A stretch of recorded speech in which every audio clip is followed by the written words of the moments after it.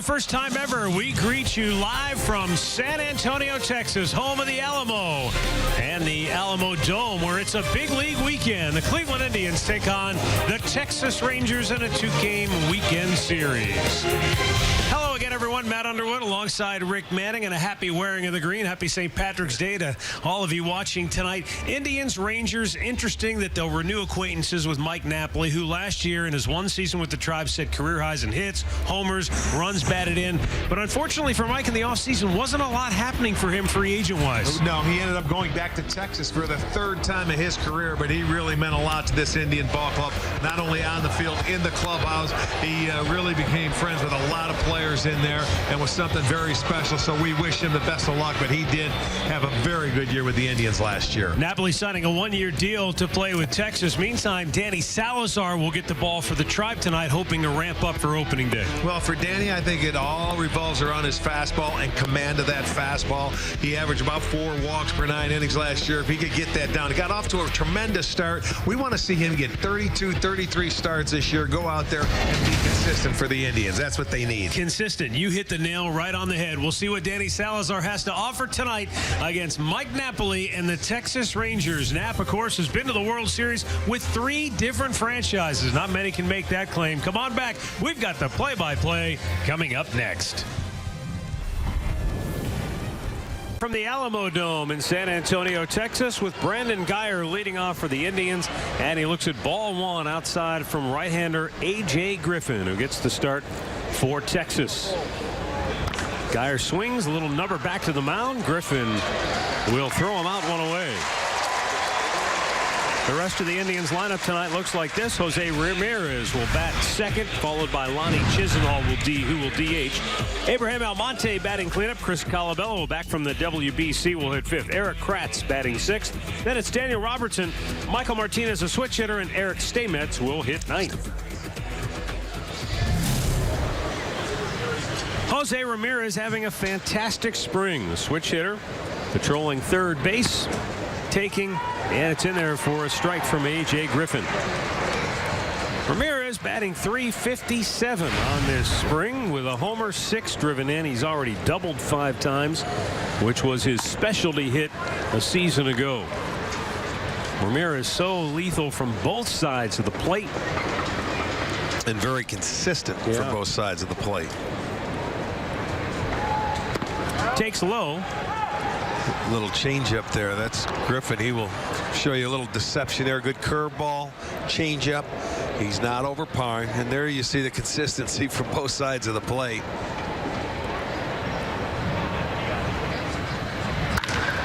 He ropes this one a deep left, but Puello will make the catch for Texas, and there are 2 down. For A.J. Griffin, coming back for the 2nd year with the Texas Rangers. He was 7-4 last year, 507 earned run average, just 119 innings. He missed a couple of years because of Tommy John surgery. So from 14 on, he missed a couple of years, but back in and, you know, did a nice job for the Rangers in that starting rotation for him. Lonnie Chisenhall takes a look at a high curveball. 1-0. Lonnie also swinging the bat well this spring, hitting .286. A couple of doubles, a home run.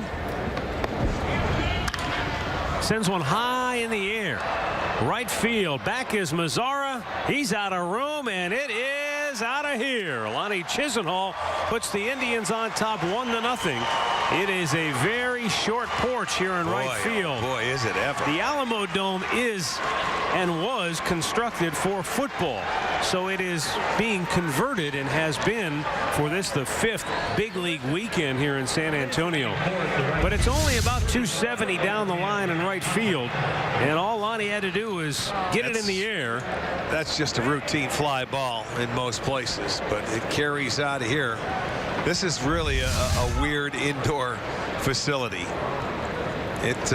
We walked it off now, the dimensions to left field. Down the line they have it at 350. We figured it out to be about 381. Up and away to Abraham Almonte. This is the way it looks. 350 down that left field line, but we figured it's a lot farther than that. Yeah, it was. It sure was. I mean, that's the length of a football field. And now Abraham Almonte tattoos one, and that's gone. And it's 2-0 Cleveland. This is like home run derby in the backyard when you were a kid. Yeah, you know, the pitchers, we heard them talking in the clubhouse. They say, did you see that right field fence? You know, you're either going to have to pitch those left-handers way inside and not let them extend the arms.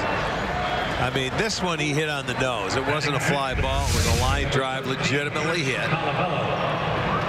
But and it was elevated a little bit, but I certainly, this is like batting practice here. Not much you can do. Now right-handed hitting Chris Colabello as Abe Almonte gets high fives throughout that Indians dugout. And Colabello looks at a strike. Chris was with the Italian team during the World Baseball Classic, and they played hard. I mean, they gave a number of teams hard-fought battles throughout. Swing a foul back out of play.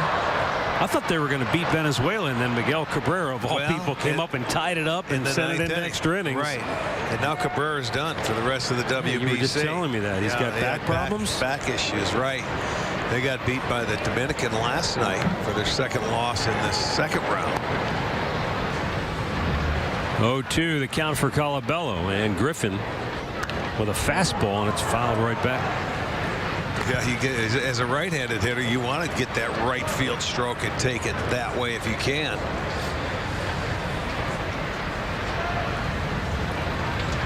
A couple of two-out solo homers for the Indians here in the first. Lonnie Chisenhall and Abraham Almonte. Now Colabello trying to dig out of an 0-2 hole, and a curveball in the dirt. Last year, Texas won the American League West with a record of 95-67. Jeff Bannister's club was terrific during the regular season, but in the postseason, their pitching fizzled fast. Swung on and missed. Colabello out to end the inning. Home run derby breaking out early here in San Antonio. Lonnie Chisenhall and Abraham Almonte. 2-0 Cleveland. 2-0 Cleveland as Texas comes to bat here in the bottom of the first. Let's go downstairs and check in with Andre Nye. Well, thank you, Matt. For Danny Salazar, tell me if you guys have heard this before. This spring has been all about tempo. In his first 3 starts, he was walking a lot of guys, and he was getting his tempo off. His last start in Arizona was a 4 innings, 6 strikeouts, 1 walk, and right afterwards he said, my tempo was better, and everything else played better off of it. He was 91, 92 miles an hour in the first inning, got up to about 96 in his 4th inning, said he could have went 2 more innings, and the strikeout was there because he was able to throw more sliders and more curveballs. So look for him to kind of use all of his pitches early on tonight. I like that tempo, the rhythm, not overthrowing, and because a lot of times when he pitches like that, Andre, he elevates the fastball. You want to see him get it down in the zone early. Delino DeShields, the leadoff man for Texas, serving as the DH tonight. He's in a fight trying to secure a spot on the everyday big league club. He's one of the guys in the mix for the left field spot. Swung on and missed, blew it right by him. Rangers figure they'll have some kind of a platoon set up in the outfield with guys like Delino DeShields. Jurickson Profar's a switch hitter, but he's kind of limited to just one side of the plate as that ball is fouled off the screen over the right side of the Rangers dugout. Well, you have Chu out there as well, so he's not going to play every day with his injuries that he's had in the past.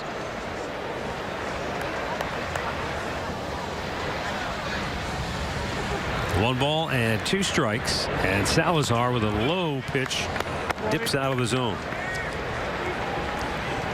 You know, you think about it, they had Ian Desmond over there last year that did a nice job in center field, and he is signed with the Rockies. Swung on and missed. Danny strikes him out, 1 down. Rest of the Texas lineup looks like this. Nomar Mazara in right field batting second. Mike Napoli will hit third. Will Middlebrooks in the cleanup spot. Jared Hoying, an Ohioan, will hit fifth. Cesar Puello, then it's Jose Trevino, Doug Bernier, and Josh Morgan.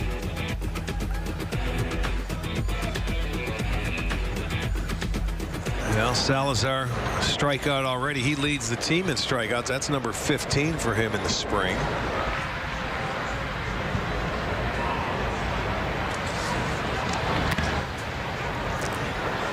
Coming off a 4-inning start against the Royals his last time out. Walked one and punched out 6. Fouled off. Mazar at 6'4", 215 pounds. Coming off a fantastic rookie season with Texas. Hit 20 homers and 13 doubles. Way up out of the strike zone. He was getting the opportunity to fill in when you got hurt last year and really opened up some eyes. And you can see for the home runs by rookies. He did that Sanchez at 20 years old last year. That is correct. And then Sanchez came on the scene with New York late in the year, and he just got on a tear. But a good-looking young rookie. It's from an open stance. Hits the ball to all fields. Danny Salazar's 2-2, and a nice off-speed pitch strikes him out. 2 down. Well, when Danny gets you sitting on that fastball and proves he can throw it, I'm not so sure. This could have been a curveball or a change. It's hard to tell because how he throws it, but it might have been a curveball. It sure looked like it was going down. But we've been fooled by him before because that changeup he throws, he really splits his fingers out there. But he does have the curveball and that goofy changeup that he throws. But whatever it was, the change of pace had the hitter fooled. There's Mike Napoli. And he looks at a fastball for strike 1. Well, you like to see Danny get that ball, stay on the rubber. He's that's one thing Andre touched on. Let's go get in that nice tempo. I think that holds true with a lot of starters, Matt, when they get out there. You know, sometimes it takes a while to get a feel for it, but once you get in there, get going, keep it going. It makes it a lot easier. Good fastball again, and Napoli looked like he wanted to pull the trigger, just couldn't do it. Maybe thought it was a tad high. Well, that's his kryptonite right there, the high fastball. It was the second half of the year when he was with the Indians. Pulls it on the ground to Jose Ramirez. And he throws out his former card-playing partner to end the inning. The Rangers go 1-2-3, and Salazar strikes out a pair. 2-0 Cleveland after 1. And Eric Kratz, the Tribe's catcher tonight, will lead it off. A.J. Griffin with a swing and a miss. Pitch just over the outside corner. Eric Kratz, Daniel Robertson, and Michael Martinez will hit for Cleveland here in inning number 2. And Kratz booms one to deep center field, and she is gone. And that makes it 3-0 Cleveland on their 3rd solo home run of the night already. Kratz, a big, strong guy. Yes, he is. Well, you take it the other way. You don't have to hit it very far, but he hit that one on the nose. Let's check out the swing from Eric Kratz and go into right center field. Oh, he made a mistake, middle of the plate. It just shoots it the other way, and watch where this one goes. Did not take long to get out of here, so 3 hits for the Indians, all solo home runs. Now Daniel Robertson takes the ball down low.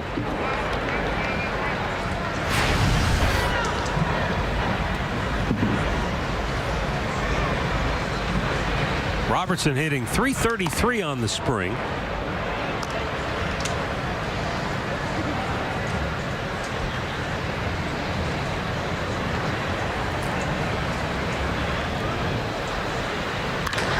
And a ground ball hit to short, backhanded there by Bernier, and a good throw retires him 1 away.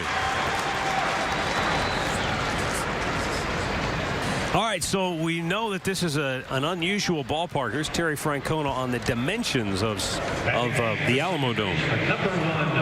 Matt went out there earlier. It's not going to be like the game's going to be silly. It's a little bit like Fenway, where you look at left field, it's a high wall, and it's a little shorter, but center field's a mile, and there might be a ball that hits something up in the ceiling, but it's not going to be bad. It's nothing that anybody's going to worry about. I mean, they did a really good job of getting in here and setting it up. You know, there's not much to right field. You know, you'd be silly not to be trying to hit the ball that way, and you know, probably not a need for a right fielder, you know, tonight or tomorrow. Maybe a deep second baseman, but you know, it's gonna be fun. The dimensions are, you know, it'll be a challenge, you know, especially to center and stuff. Michael Martinez erased by Morgan. You know what? That's not a bad point. I like the line he's thinking there. Don't even put a right fielder out there. Just back your second baseman up on occasion. Well, the thing of it is, he says you got to try it, and he certainly did try it on his first swing and got the home run. He hit probably the weakest of all three of the home runs to this point. It went straight up in the air, but I mean, there's not much you can do. You got to try and keep him to the big part of the field. Eric Staymetz batting now, and he takes a breaking ball down low, ball one. You know, I guess you look at it as a pitcher. You go out, I'm going to get my work in. I got to get my breaking ball over. I've got to change speeds and try and keep the ball off the center part of the bat.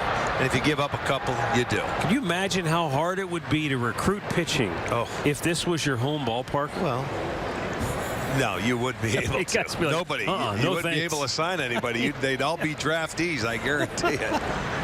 Swing and a miss. For some reason, Arch, if the wall is short and left, it's not maybe as devastating. Like of course, now Fenway, that thing's almost 40 feet high. But is there something to it? Is it? This reminds me of the old Metrodome when they first went up, you know, except they raised the fence. Right. They had a lower fence. That one just missed the scoreboard that's hanging from the roof. And a nice play to end the inning. But Eric Kratz sends one deep to the cheap seats. And the Indians have sent 3 solo homers out of here against A.J. Griffin.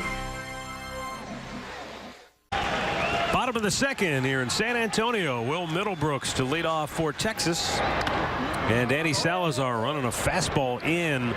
And Middlebrooks fouled it right back into the mask of home plate umpire John Tumpane. That staggered him right there. He says he's okay, but everybody's taking a long second look, even the umpires that are on the crew, and I think they're all going to come in just to make sure.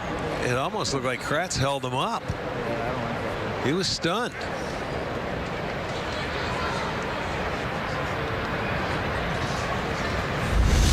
Watch it, it stuns him. Direct hit to the mask, knocks it off, and he's ready to go down, and Kratz sort of gets him. Now they want to talk to him and give him a little breather. And you know, now with the concussions things, that's what they want to look at. There's a look at the umpiring crew tonight. John Tumpane behind the plate.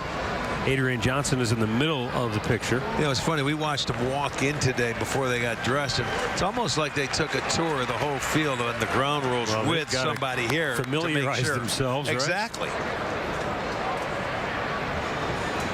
He thought he was going to have the easy end of it because he was behind the plate.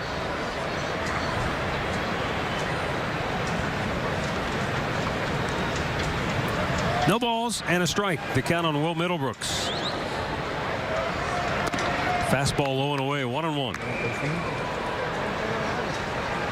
Middlebrooks, we remember him early on coming up with the Boston Red Sox. Off-speed pitch, bang to third. It's a fair ball. And Jose Ramirez once again with a perfect throw across the diamond. Let's check that Indians defense for you behind Salazar this evening. It's going to be Robertson in left. Geyer gets his first start of the spring in center. Almonte over in right. Ramirez at third. Staymetz is at short. Martinez at second. Colabella is at first. And Kratz behind the plate. Here's Jared Hoying. Hails from Fort Laramie, Ohio.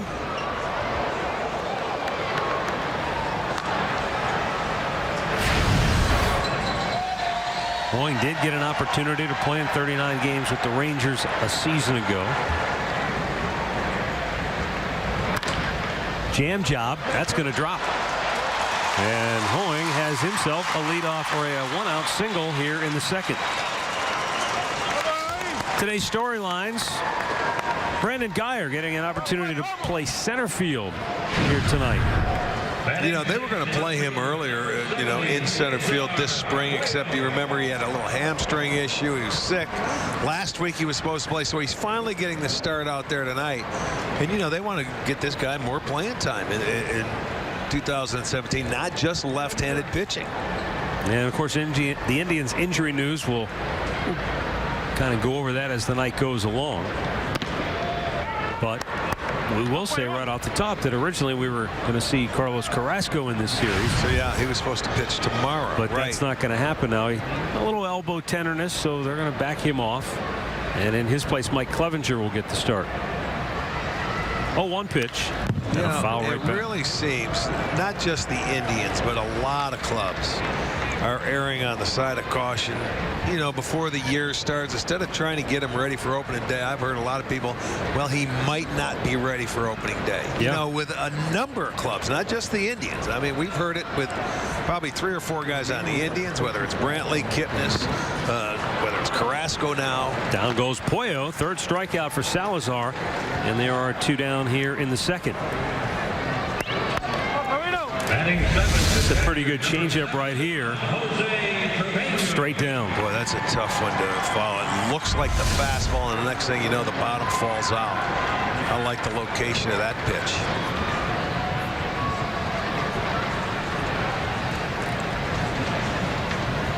Boy, when Salazar is on his game and throwing strikes like he is right now, he makes it look easy because they can't catch up with his fastball, and then anything he spins up there, it's crazy. Like they just have a tough time staying back. But if he can't locate his fastball and they can lay off of it, then all of a sudden the advantage really clearly swings to the hitter. He ends up sometimes falling in love with that off-speed pitch to work his way through it. We saw him in a couple starts last year. He gets bases loaded. One was Houston. He came out and he struck out the side in the first inning after he had bases loaded, nobody out. But it was all splitters, you know, or the changeups. But that fastball is a devastating pitch for him. 4 strikeouts for Danny in 2 innings of work. Watch this change of pace. You're thinking it's a fastball as a hitter, and by the time it gets there, poof, it disappears. Ball is back in 2017 with the MLB.com @bat on your smartphone or tablet. You can stay connected with live radio broadcast stats, breaking news, and more. Download the #1 app for live baseball. That is MLB.com @bat. Brandon Guyer's second at bat of the ball game, and he takes a strike from A.J. Griffin. Guyer grounded out back to the pitcher's mound his first time up.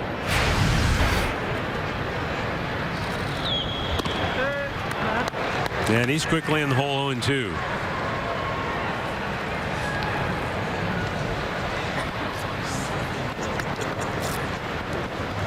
Guyer did such a terrific job last year after coming over from Tampa, giving the Indians a good right-handed bat off the bench and at times in a platoon type role. Yeah, the amazing thing, hit by pitches. I mean, where that bottom half of his body, he never moves it. Those are the feet. You know, he'll get out of the way if it's up top. But there's a good breaking ball by Griffin. Second strikeout for the right-hander. 1 down. Down to Andre. You guys talked about the great numbers that Jose Ramirez had in 2016. I was talking to Terry Francona earlier this week just about where Ramirez is as a hitter, and he said, I think confidence is the key with Jose. He goes, now he knows he's a major league hitter and a good one. He goes, I don't have any worries about him. I expect him to do the same things now. Well, Ramirez he's one of those guys, he's literally unflappable. I mean, he's got the confidence, he's got a little swagger, and a lot of swagger. You can't tell a lot of times if he's going good or if he's going bad. Now, last year he didn't have many spells where he ever was going bad. But well, people have to understand this guy is still a young player, man. He's 23, and I maybe think 24 years old. Think back a couple of years ago when he got called up before the Indians called up Francisco Lindor. I think there was just, whether it was pressure that he put on himself or just wondering, hey, what's going on here? Am I the guy, or is Lindor am I just keeping his seat warm? He's looking in the rearview mirror instead of taking off for himself. That's the only time we've seen him where he wasn't maybe just loaded with confidence. And A.J. Griffin with back-to-back strikeouts here in the third. Another Rangers strikeout for that day, Wells Fargo. if this was a regular season game, Terry Francona would be feeling pretty good about things, because a year ago when the Indians scored first, they went 63-20. Yeah, that's an incredible number. Well, when you have the pitching that they have, it is awfully good to get on that board. And also when you consider that when they scored 4 or more and they're one run shy of that, they went 78-21. So score first and get to the number 4, and holy mackerel, they were they were a load for opponents. Well, hopefully the same thing holds true this year. Same situation. And you know what? When you look at a lot of teams, which we did last year, a lot of the decent teams that scored first, they also won. You know, they're in the same boat. Because you get a team a lead and they've got pretty good pitching, and you turn it over to bullpens now, boy, and they could slam the door on you. It turns into a 6-inning game. Lonnie lifts one toward left center field, and Jared Hoying makes the catch. Tribe retired in order for the first time tonight, but they lead it 3-0.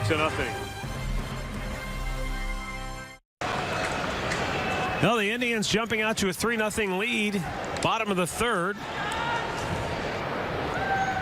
The number 8 hitter, Doug Bernier, will lead off for Texas. Danny Salazar has been sizzling right out of the gate. He has struck out 4 of the first 7 batters that he has faced. And another good fastball. But he's had a very good in and out located fastball, and that has set up that split change of his. He's also had a couple of nice curveballs. There's one that misses up high. And it's 1-1.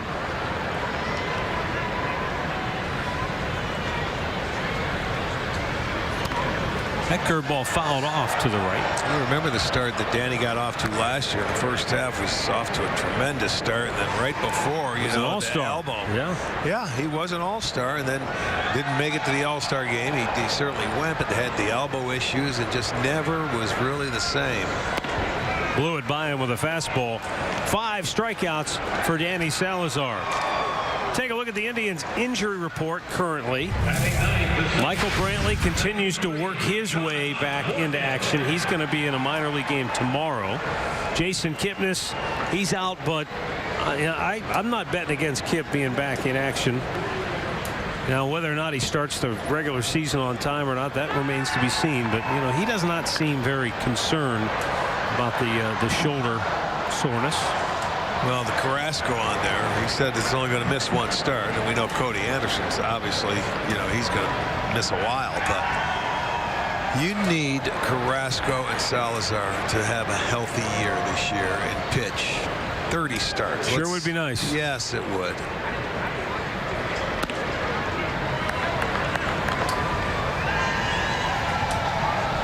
You know, you talk about pitching depth, and we have some guys down in the minor leagues that could step up. You don't want them to step up. You want these guys that you have here, the guys that are the horses, to pitch when they're supposed to pitch every 5 days. Somebody that you know? The 1-2. And that's a swing and a miss. Josh Morgan overmatched. 6 strikeouts for Danny Salazar. And there are 2 down here in the third. And here's Terry Francona on the current state of Carlos Carrasco. The news came back about as good as it could be. I mean, anytime somebody says they feel something, you know, we got him checked out, and it came back looking almost identical to what it did 2 years ago, which is really fortunate. Had a little swelling in there. That's already starting to get out. So the idea is just to get that swelling completely out of there. He'll throw a side, and then he'll come back and throw a game. So you couldn't have asked for anything better than that. You end up missing a start, which he was supposed to start tomorrow. Andre has more to add to this story. Well, he's going to miss the start tomorrow, obviously, because he's not here. But the other thing he has going on is his wife will have their child in the next 7 days. So they're going to have him throw, then go take care of his wife and have the pregnancy. And they hope the Chicago Cubs game is when he can come back and pitch. Okay. I want to say the 23rd or 29th. I don't have the date. 27th. 27th. Well, I hope he does pitch that game. That'll be their third child. Exactly.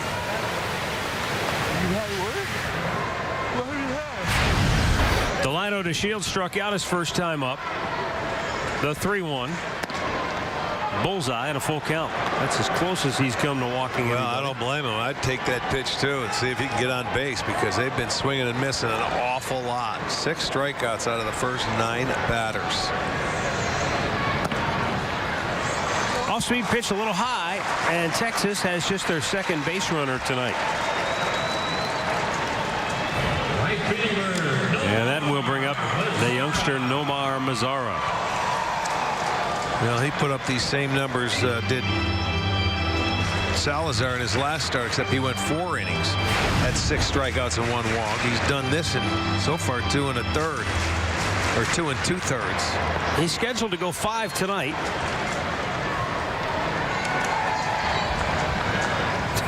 Although the way he's pitching, he might go farther than that. Runner goes, and a pitch high, pop. Shallow left.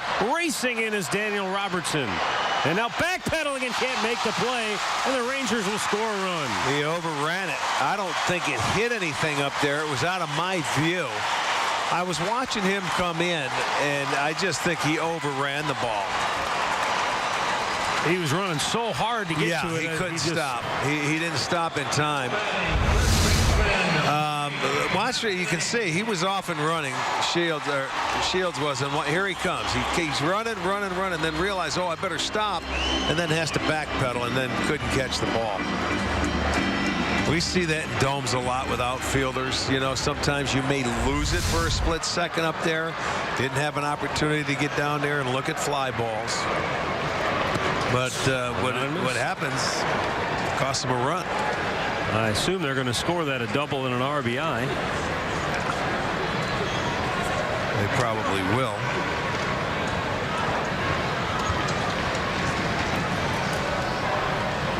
Texas on the board, and now Mike Napoli looks at a ball outside. It's off the glove of Kratz.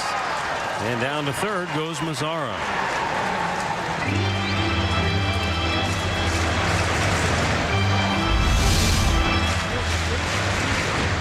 Well, that was a tough one for Kratz, because he really pulled that ball out of the zone. Tough for him to get that big body out there. He had to reach out to try and block it. That'll be a wild pitch.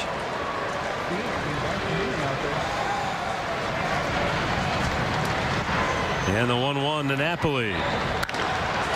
In the air, right field, and where's it at? It lands in fair territory.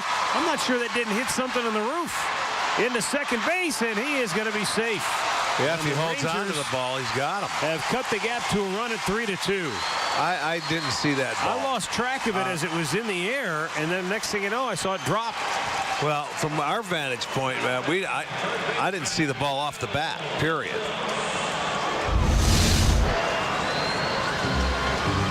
Trying to look at the top of the screen, and I don't know. I have no idea, but it comes down. And it looked like Almonte over there had a tough time finding that ball as well. So goofy baseball here in inning number 3. Yes, it is. And the Rangers are within a run at 3-2 as Will Middlebrook steps up. Andre, what do you got? Did you see that, Andre? Yeah, I think it hit the bottom of the scoreboard. You could hear it. This is like one of those MTV Rock and Jock games. Every player down here is asking me to lead a replay because we could hear it hit the scoreboard when it was up in the air. I couldn't see it. Welcome to Arena Baseball. There's a basketball type scoreboard that hangs from the roof here at the Alamo Dome. That goes to the backstop, and down to third base goes Napoli on a wild pitch, second of the inning. Talk about turning into a weird inning here after the walk. 2 gift doubles, 2 wild pitches. Watch, just slipped out of the fingers. That had to be that little changeup that just slipped up top. That'll go back to the backstop.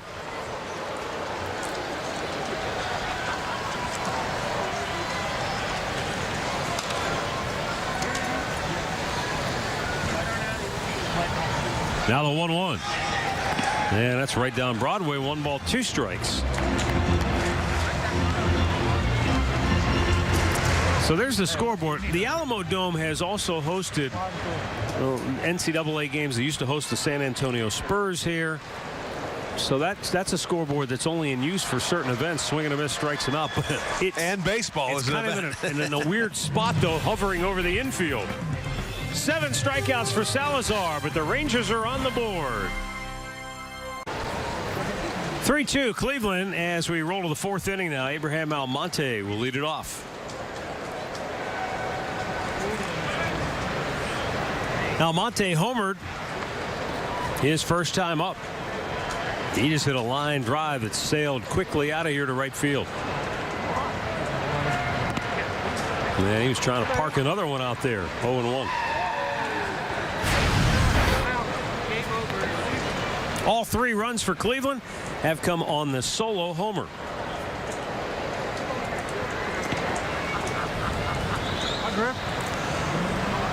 The 2 runs for Texas, courtesy of the odd nature of the Alamo Dome. It's pinball baseball. Try and get a couple of bounces. Swing and a ground ball to first. Eats up Napoli. Stays with it. And throws him out.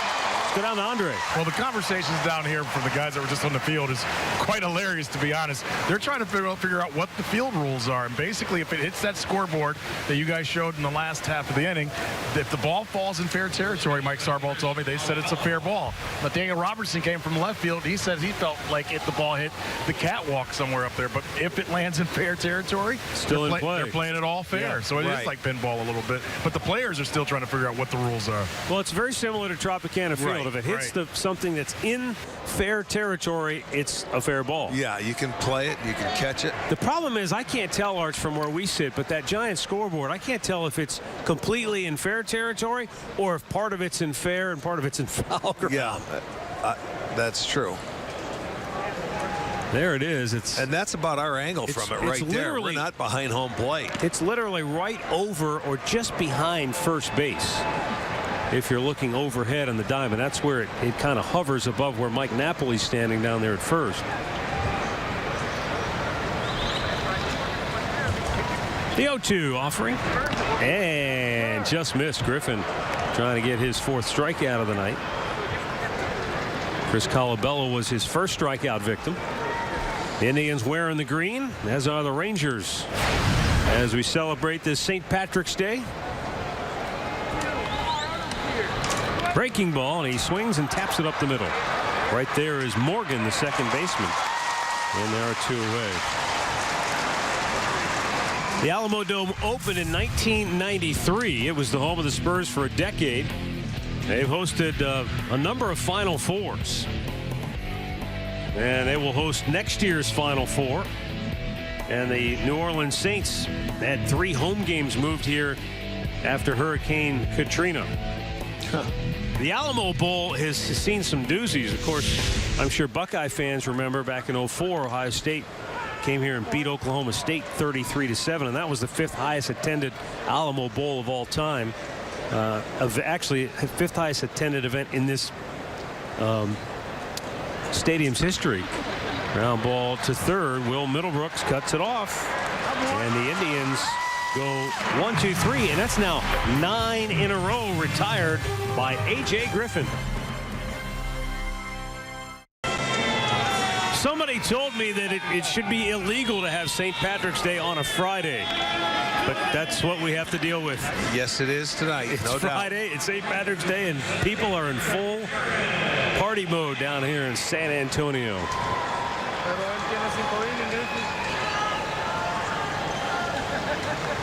Daniel Robertson. I beg your pardon. Jared Hoying will lead off for Texas here in the home half of the 4th inning.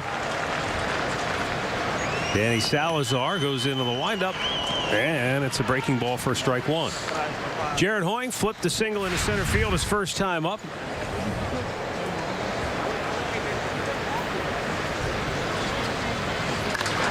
Pops this one high in the air, left field. Robertson in and makes the catch cleanly this time, 1 away.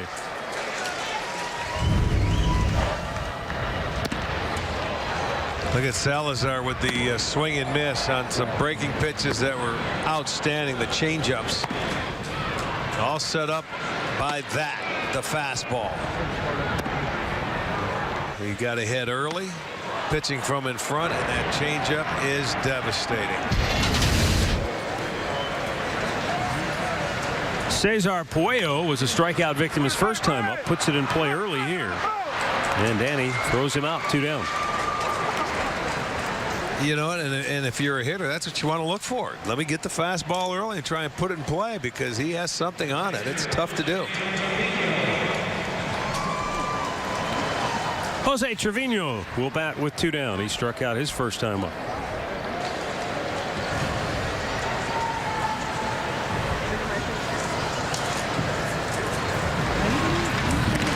Spring training records don't matter much to anyone, but for the record, the Indians 9-10 with a tie. Texas 6-12 with a tie.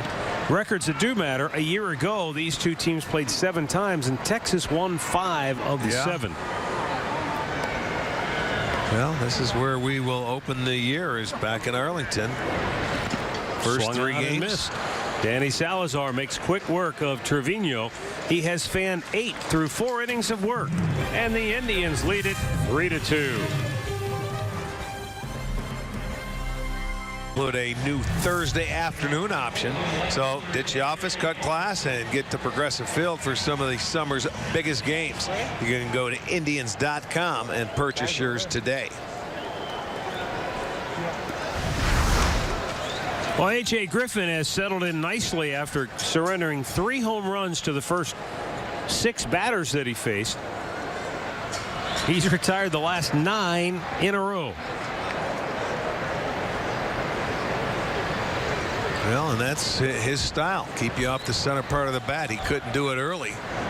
First 6 hitters, but it seems like, you know, he starts you off, slow curve ball, get ahead, get you looking for something off speed, and then throw his mid-80s fastball. Try and get it by you.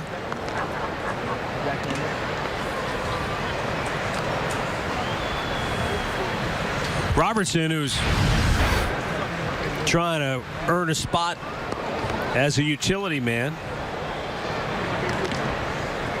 he's been trying to play the outfield. I think he's, you know, got plenty of experience, and he can handle himself well in the infield. It's just, you know, how comfortable, how reliable can you be in the outfield? Well, we watched him our last game Tuesday. We saw him at second base, where he got a start.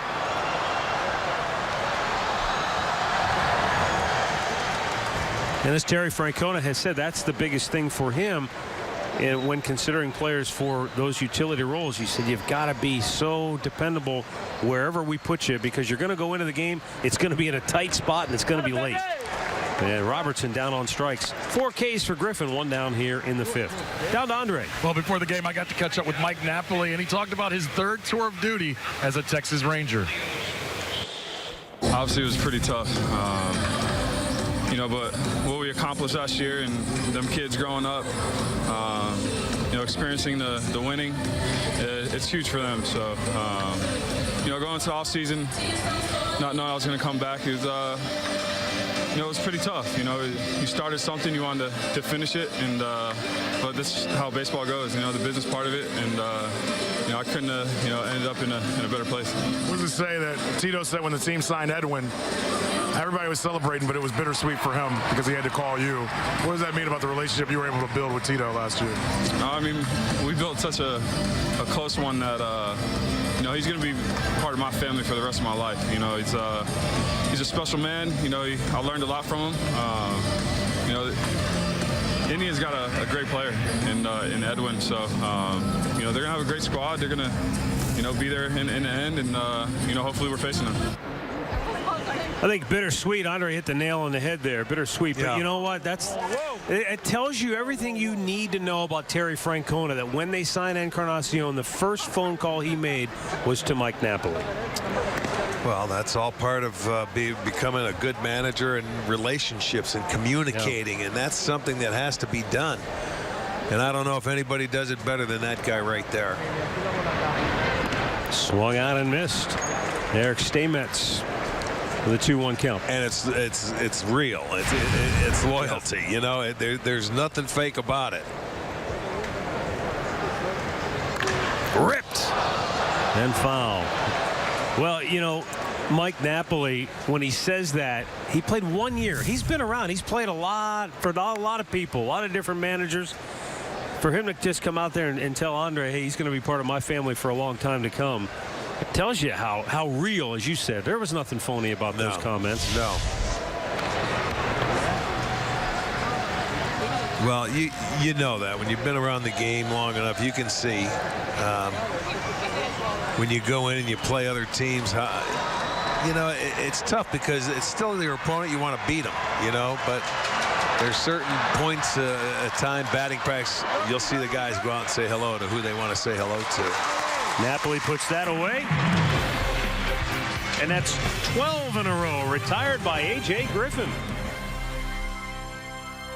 Tickets start at just $10 for kids 12 and under with the purchase of an adult ticket. The kids are located in the family deck out of Progressive Field next to the kids clubhouse, and you can get it at Indians.com. Speaking of tickets, the Indians have already sold as many tickets as they did last year by the 4th of July. Beautiful. So we haven't even started the season, and they've already sold as many tickets now as they did through the 4th of July of a year ago. So hopefully that means we're going to have a big year at the ball yard. You certainly hope so. If they get off to a good start, let's hope we have a nice spring and all that snow gets out of there and have a warm weather. Snow? What snow? You know, what are you talking about? Well, I'll tell you what. You know what's been nice is that last week or 10 days in Arizona where it's been 80, where these guys can really get themselves going and into shape. I know it's not going to be anything like that, but that's sure is baseball weather. And it's nice to get yourself working into shape in that kind of weather. Yeah, the Indians and everybody else for that matter in the Valley have been dealing with well above normal temperatures for this time of year the last several days. But it's funny, when the spring started, it wasn't like that. It was the other way. It went the other way. So you just really never know what you're going to get. But, you know, people thought they were through winter in Ohio up until last week. But you usually do get a storm around St. Patty's Day, don't you? Fans enjoying about 80-degree temperatures today here in San Antonio. A little cloudy, but otherwise very nice day here in Texas.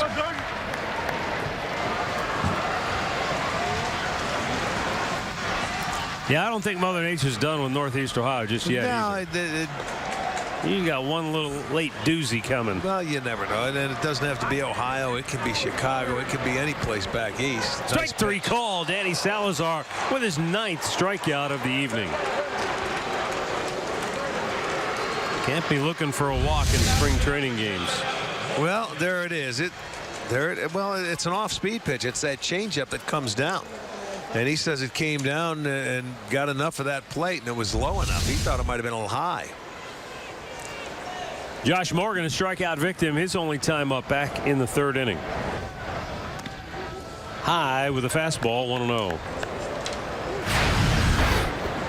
You know, looking at Danny right now, I don't know, maybe could be a little fatigued, but that one was slower. But that one gave up the base hit. He elevated it.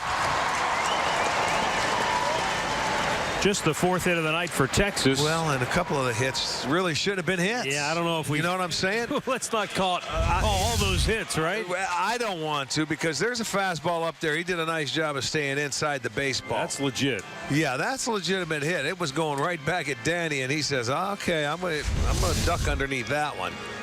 That was the second legitimate hit that they have. The other two, the two doubles, when they scored in that 3rd inning, to me it was byproduct of the ballpark. Top of the order, Delino DeShields. He bunts, foul.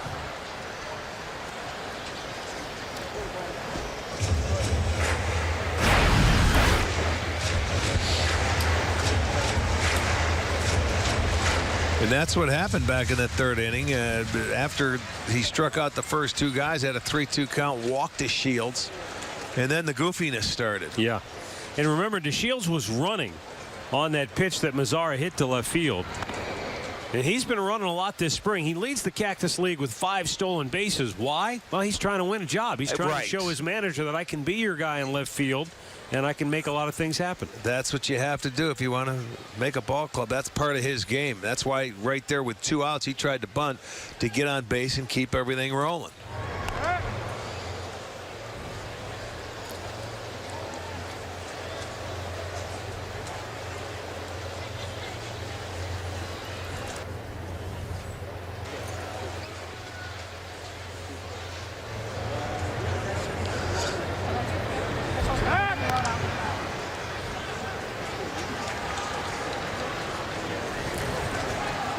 1 on 1 out here in the 5th inning. Josh Morgan at first base, held there by Chris Colabello.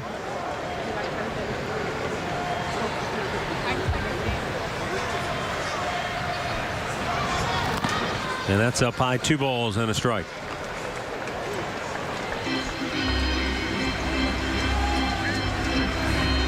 Now could be the time you may want to start that runner at first base, and it would seem like a fastball count for Salazar here. With DeShields up at the plate. Low, 3-1.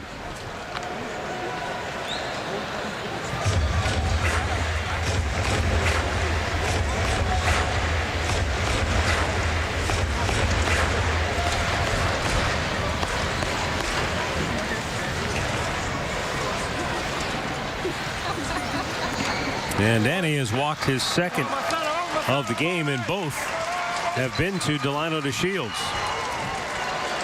Back in the 3rd inning, here were the back-to-back doubles for Texas. This is a routine pop-up. Yeah, just a routine fly ball that he overruns in left field.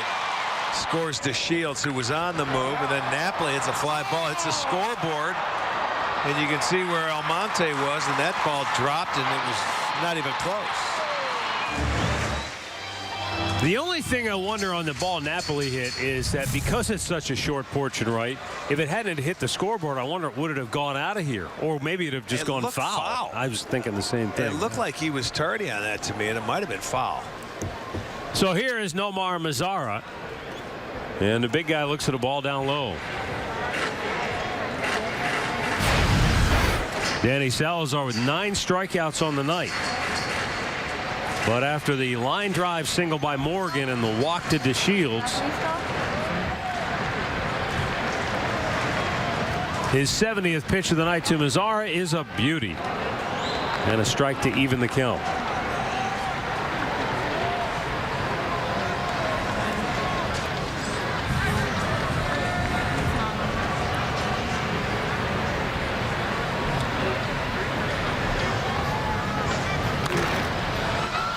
Shoots it out of play.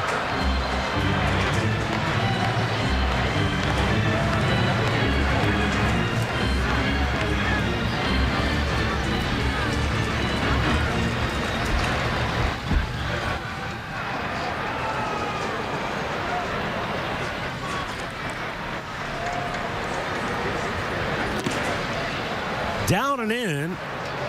2 balls, 2 strikes.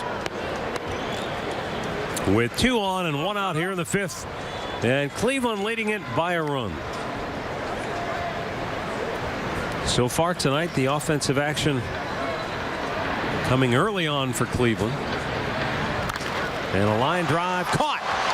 Double play ends the inning. Eric Steinmetz gloved it quickly and flipped it to Martinez, and Josh Morgan was hung out to dry. 5 complete. Cleveland 3, Texas 2. Sunday on Fox, it's the Monster Energy NASCAR Cup Series at the Phoenix International Raceway, not far from the Goodyear Ballpark. It's Kevin Harvick's personal playground. Monster Energy NASCAR Cup Series racing presented by Polaris Ranger, Sunday at 3 Eastern on Fox. Danny Salazar's night is over after going 5 solid innings. Gave up a couple of runs on 4 hits, but somewhat tainted. Struck out 9. Just over 70 pitches on the night. New pitcher for Texas after A.J. Griffin finished strong with 5 innings of work. He struck out 4, did not walk a batter. Only allowed 3 hits. All 3 were solo homers. And he could make the case that those may be tainted because of the short dimensions in right field. I know 1 was tainted, but I'll tell you what, he really settled down into it. He did not allow a hit after that 3rd home run. Tyler Wagner now facing Brandon Guyer, who's up for the 3rd time tonight. Guyer grounded out in the 1st, struck out in the 3rd. Well, gets his first start in center field of the spring. They wanted to look at him, and how many swings and misses does he get? He didn't have a chance to run any down yet.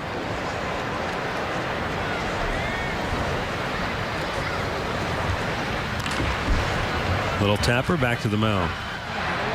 Isn't that the way it works, though, Arch? You want to get a look at a guy, and a ball won't find him. You put a guy out there hoping nothing gets hit to him, and it's like batting practice. First guy in. I'll remember the World Series for a long time when Tito put Carlos Santana out in left field, and he said, well, I'm just, we don't know.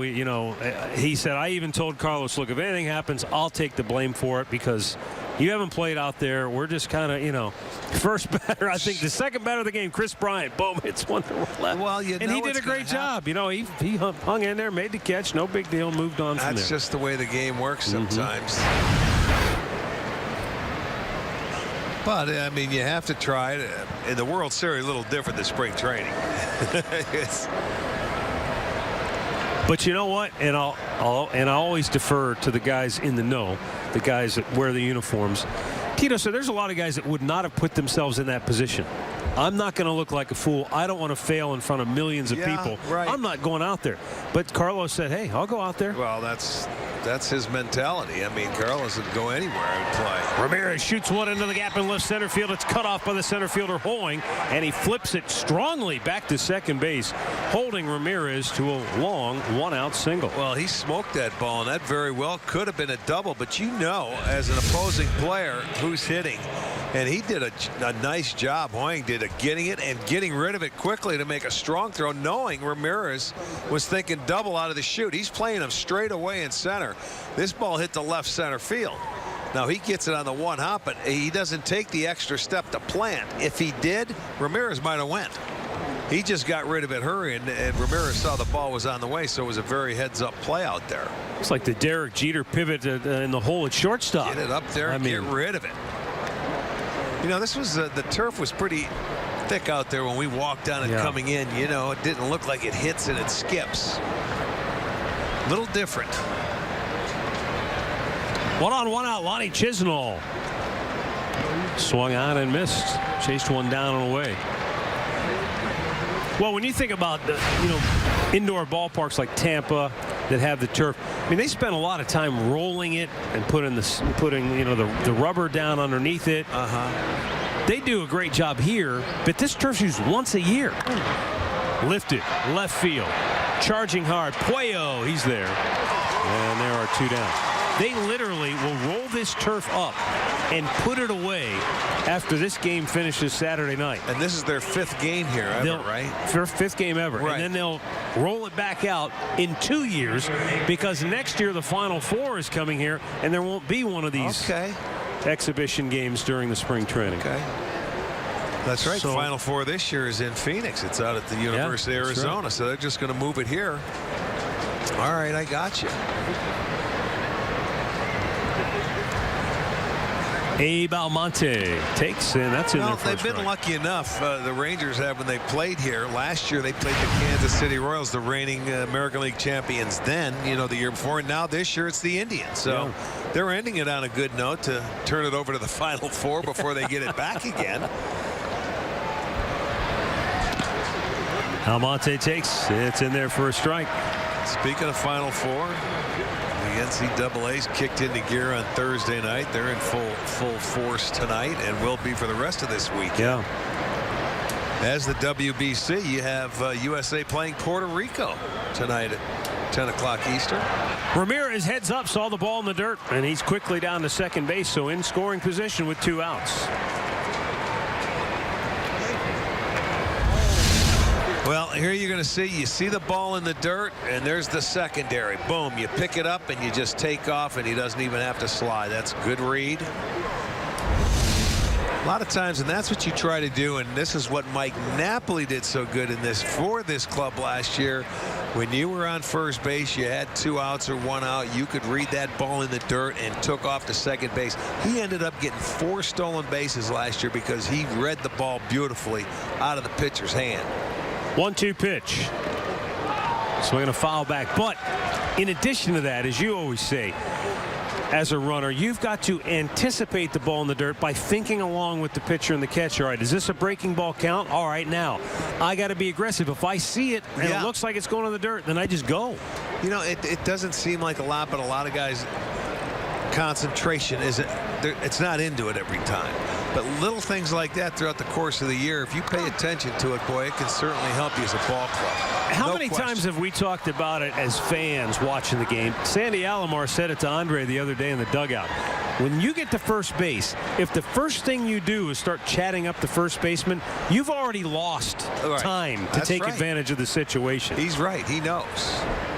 I mean, you've got to put your full attention into every pitch, the count, the score, what's going on, where the fielders are playing after every pitch. So there's no time to talk. Talk to him after the game. Don't be your buddy because you got a hit. Yeah, I'm all right now. I got a hit. Yeah, what about me? Yeah, what about you? Get to second base and Hey, try look, and my score. spikes, I just got them. They're on sale. You know what I'm saying? But it's total concentration when you get to base running. And that's one thing the Indians did very well last year as a team. Almonte goes down swinging. That's 5 strikeouts for Texas pitching. But Cleveland still leads at 3-2, middle of the 6th. Famer Nolan Ryan and his company, Ryan Sanders Baseball, is the driving force behind this exhibition series played here in San Antonio. And last night there was a dinner in which Terry Francona was a featured speaker.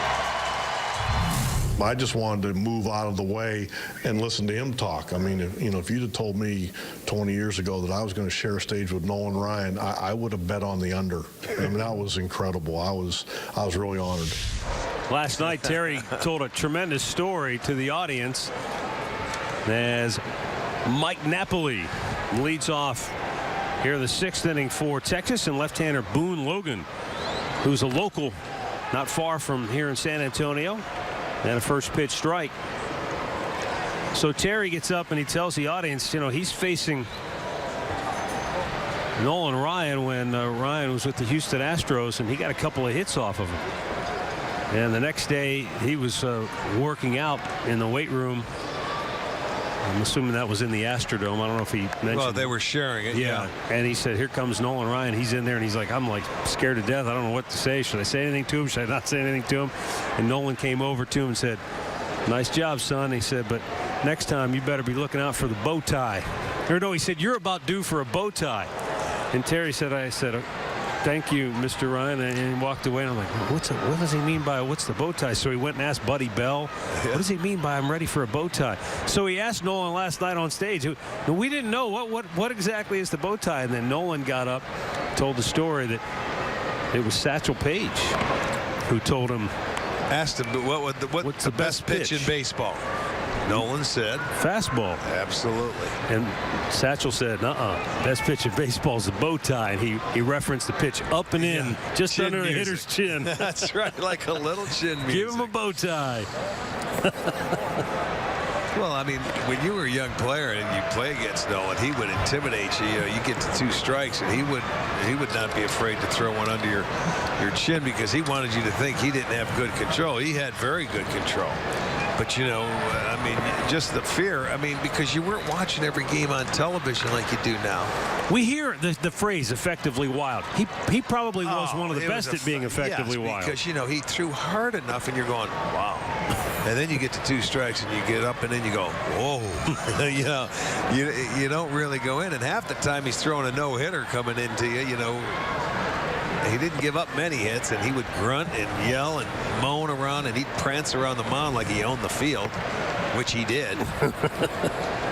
Boone Logan fires, and Napoli pops one straight up on the infield. Let's see if this hits anything. Michael Martinez waving for it and makes the catch 1 down.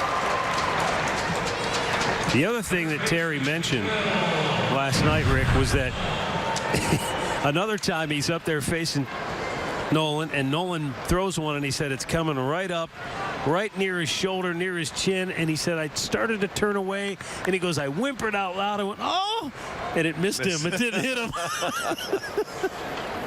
Yeah. Oh, so close. But think about it. The reaction time you have to get out of the way. And I mean, that moves at the speed of light. Most of us mere mortals can't imagine the hand-eye coordination it takes to A, swing and hit a Nolan Ryan fastball, or B, get out of the way of one. Well, right. Either one, or even pick it up.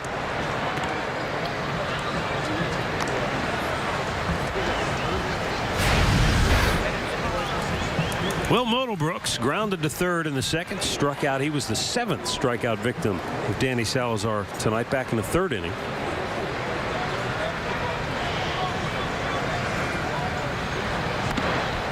And he blows it right by him. Yeah, Nolan been a part of this, the Lone Star State, for a long time. Remember, he was part of the resurgence when the new ownership came over with the Rangers. Now he's down in Houston with his son. Yeah, his son's the assistant GM? Yeah.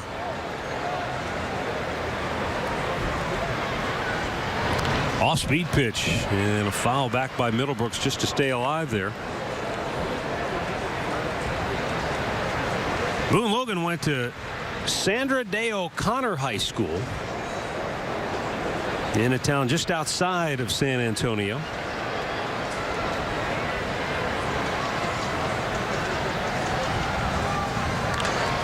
Golf foul. After high school, Logan spent a year pitching in Temple, Texas for Temple College.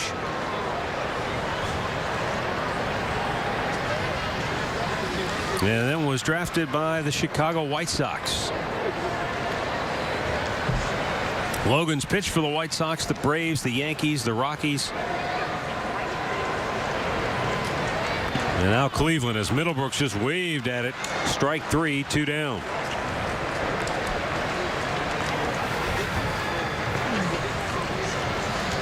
Defensively for the Indians, Greg Allen takes over for Abe Almonte in right field. Allen, a really exciting young player for the Indians. Getting a lot of experience. He's just been thrilled to be in camp, being around the big league players, learning as much as he can. He is 24 years old.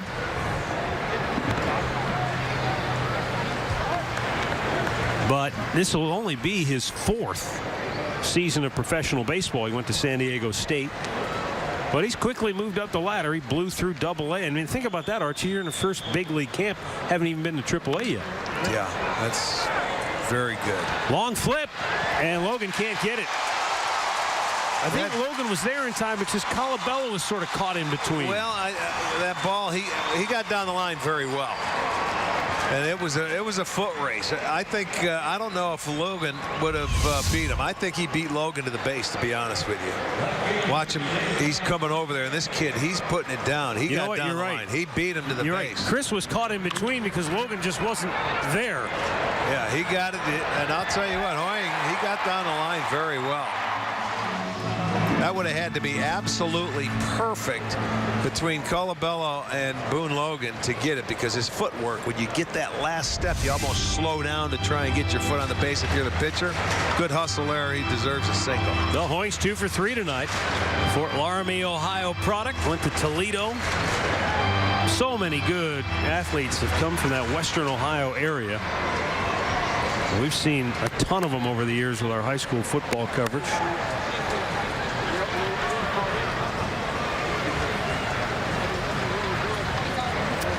Cesar Puello for 2. Pops it up. And Greg Allen makes the catch at the base of the wall, because even a pop-up is to the base of the wall here in right field tonight. No runs ahead, a man left. We've played 6. It's Cleveland 3, Texas 2. Before the ball game tonight here in San Antonio, some men from Fort Sam Houston, located nearby here in San Antonio, repelled from the ceiling here at the Alamo Dome. Watch this point of view. That's up there. And I mean, they're coming down that rope in a hurry. I don't know. I want to know how they stop so fast without. See those gloves they're wearing? They're holding on to that rope, and it goes through a belt. They're strapped on that belt. It took them a while to get their gloves off. Chris Colabello will lead off the 7th inning for Cleveland. And that goes foul. Tyler Wagner worked a scoreless 6th, is staying on to pitch the 7th. Well, the way this game started, it had all the makings of a old-fashioned slow-pitch softball game, but it has not materialized. The Indians hit back-to-back solo home runs in the first, another solo homer in the second, and it was 3-0. Texas scored a couple in the third inning, but that's been all the scoring so far tonight. In fact, outside of the 3 solo homers, the Indians only have 1 hit tonight, and that came off the bat of Jose Ramirez in the 6th inning.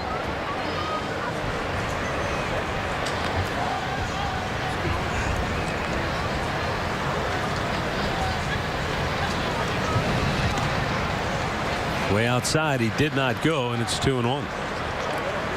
Last year in the postseason, Texas went in having won the AL West, but they go up against the Toronto Blue Jays. And the thing that Texas felt like, hey, we've got going for us is we've got a pair of aces. We've got Yu Darvish. We've got Cole Hamels. Not many teams can match us. Except the Toronto Blue Jays mashed them. Yeah. And their aces went right down the toilet. And the next thing you know, you're down 2-0. And they never led a single inning in that postseason series. That's hard to believe for the Rangers, the way they could score. That's Steve Buechele on your right. Yeah. He is the bench coach.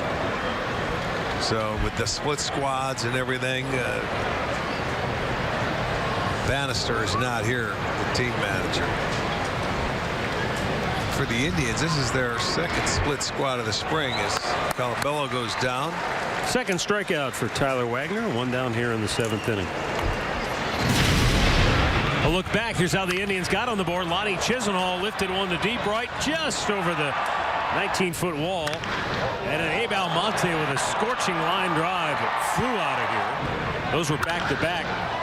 Then Eric Kratz led off the second. That was a booming home run. That was it for Griffin. He didn't allow anything else after that. Retired the next 12 in a row and said good night, everybody. Kratz swing and a miss to the ball down low.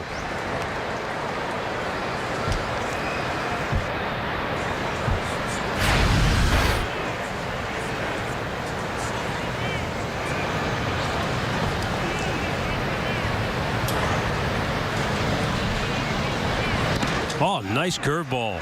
And that's in for a strike. 0-2. Look at the Texas Rangers so-called dugout. It looks like a choir. They've got 3 rows. You need the baritones in the back. Mike Napoli's in the back. He's a bass. Some sopranos and tenors up front. Down low. You got to make do with what you have. It's a football stadium that they just converted for this big league weekend series. They've done it, as we mentioned, 5 times. Chased one on the dirt, gets away from the catcher. And a throw down. It hit Kratz. And he was legitimately. He is going to be safe at first base. Yeah, he was inside the box, the 45-foot box, going down the first baseline, and the only play that Trevino had behind the plate was throw it there, but Kratz is so big, it got him right in the middle of the back, it looked like. 3 strikeouts for Wagner. See, he starts off on the inside part of that infield, but ended up inside the box. So we'll get a pinch runner. Is that Willie Mopena? Hard to miss Willie Mo. He is a big man. Replacing one big guy with another one. That's right. I saw Mike Barnett talking to Willie Mo in between innings. I had no idea he was telling him, get ready, you're going to go in as a pinch runner. Well, you never know. That's right. Probably not many times in his career has he had a coach or a manager come up and say to him, we're going to get you in there as a pinch runner. If Kratz reaches, you're going to be running for him, so be ready, big man. And we're going to need you to steal. Now that, I don't know about. We were watching him in batting practice, and even with the dimension of 380 feet in left field, he made it look small. Yeah, he did. Daniel Robertson 0 for 2 tonight. And it's at the knees, a called strike.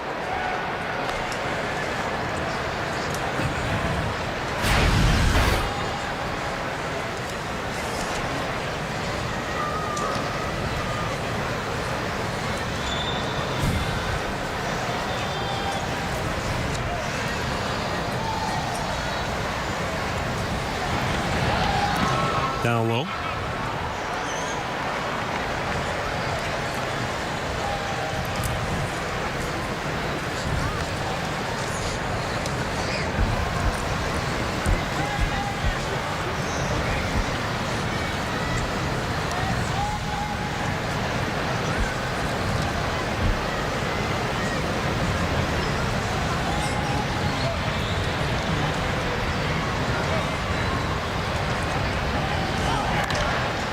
Bouncing ball to third. They go to second. There's one on the first.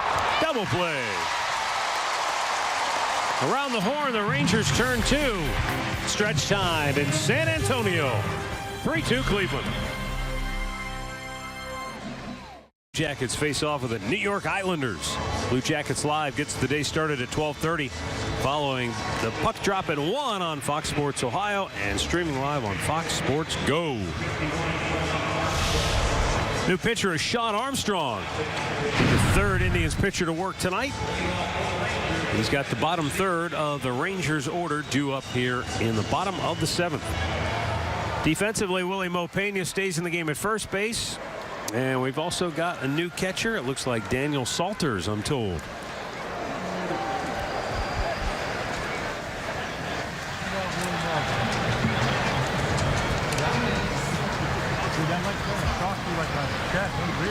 New batter for Texas.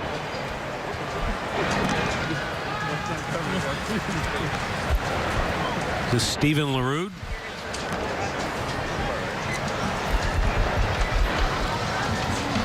New catcher.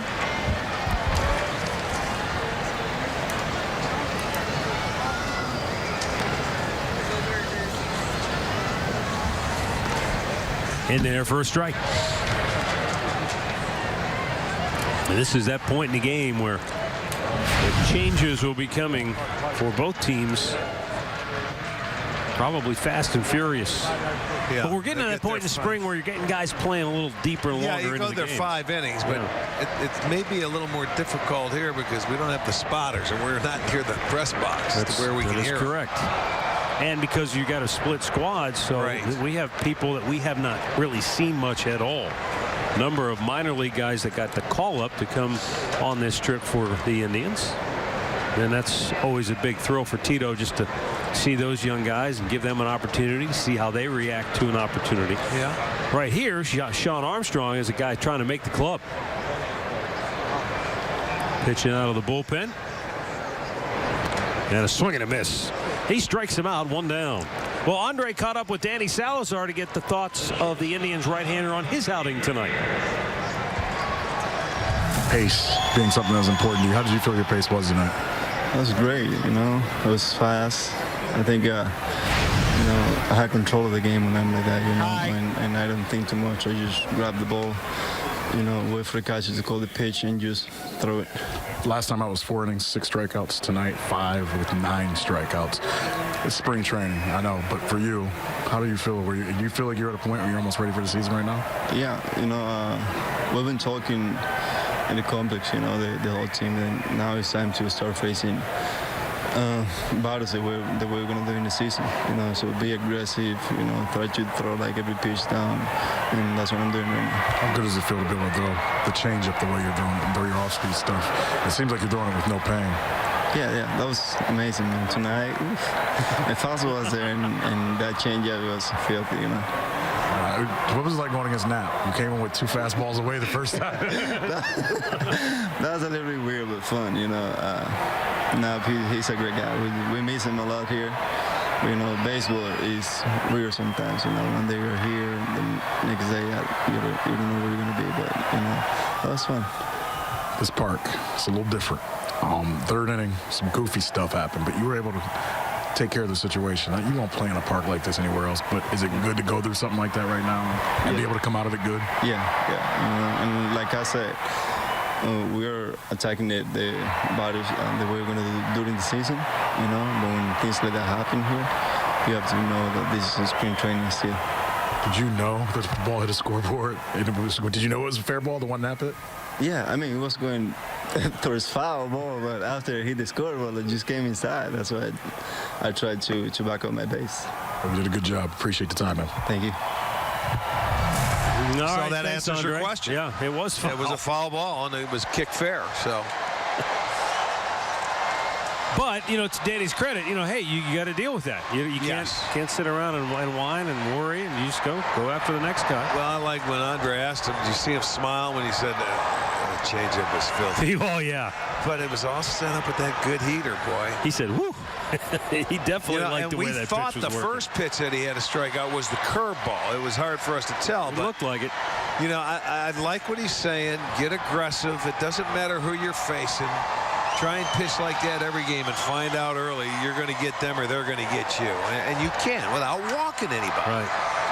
That only makes it worse when you're walking, that's guys. a mindset when you go out there. And if he thinks very simply, tempo, get my fastball down, and everything else will work its way out, I think he'll be really good. Line drive, left field, base hit. Cut off. And they'll hold him to a long single. Nice job in the outfield there by Taylor Murphy to cut that ball off. Yeah, he did. He did a nice job of cutting it off.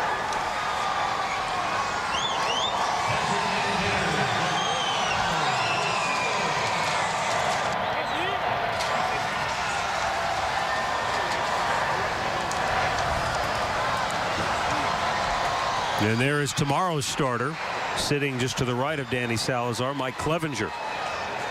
Clev will get the start in place of Carlos Carrasco. And, you know, the Indians are still very high on Mike Clevenger as far as, you know, his future is concerned. But they don't want him to work out of the bullpen trying to win a spot on this club. They want him to go to AAA and continue to work on being a starter because they feel like he's more valuable to them. Right. In case they need somebody to make a start. So he'll go to AAA and he'll be that depth starter if they need one. Well, he went there last year. Remember what did he start out 11-1 or something like that? Yeah. By the time he got called up, and he's got to go and continue to build and work on off-speed pitches and things like that. It's fouled on the right side. Yeah, he doesn't need to go to AAA and prove that he can get those hitters out. He's already done that. Right. As you said, Rick, he's got to go there and really not worry about results, but work on his game pitches. for up here.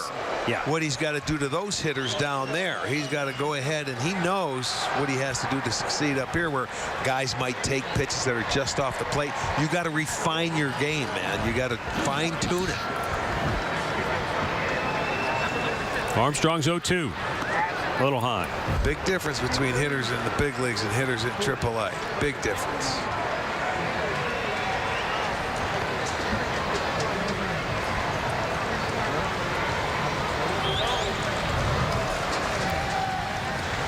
And when you're going to be a starter at the major league level, you're going to need 3 pitches to get your way through it unless you've got 2 filthy, nasty ones that you can command.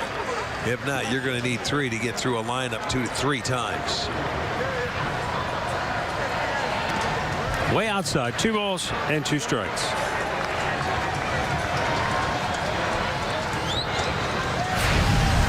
Delano DeShields has walked twice. He scored a run back in the 3rd.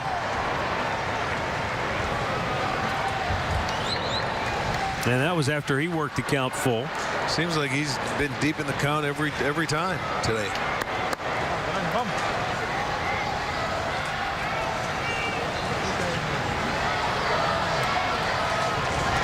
Well, there's a lot of talk in Texas about their lineup, and you know we're going to have the same conversations in Cleveland. You know, we don't have Rajai Davis, so who is that leadoff guy? Texas is like looking, you know, who are we going to put in that leadoff spot? A lot of people think choose the leadoff guy, but Delano DeShields is a guy who can say, hey, wait a minute, I can do some things, and I can run. I can run. Yeah. You know, I can bunt.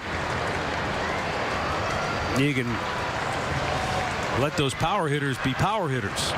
Well, as they say, it usually works itself up. Runner was going, big turn at second, and then Morgan stays there. So 2 on with 2 out after the walk. DeShields has walked 3 times today.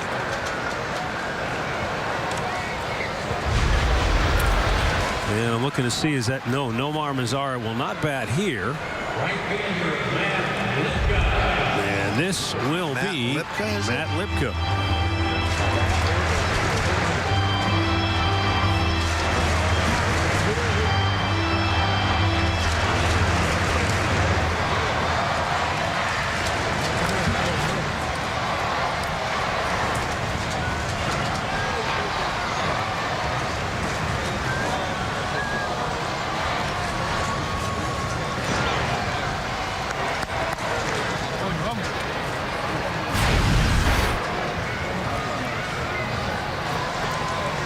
Lipka's numbers a year ago.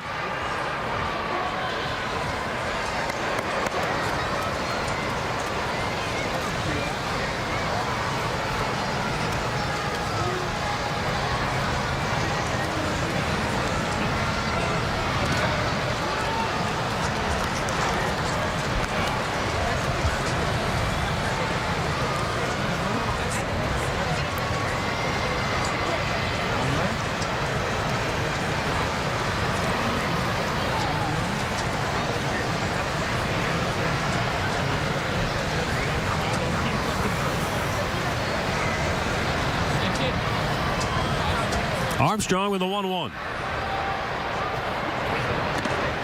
Just missing outside. Well, he came out early and was very aggressive throwing strikes. Now it looks like he might be trying to be perfect and nibble on that outside corner. Stay aggressive. Gave up the base hit. Just DeShields worked a walk. You want to see these guys stay aggressive, even though you get runners on base. Let your defense go to work.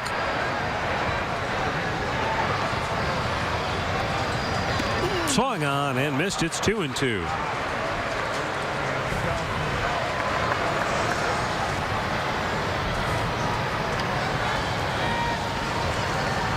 Well, Armstrong's working with a young catcher back there right now. Daniel Salters, 24 years old.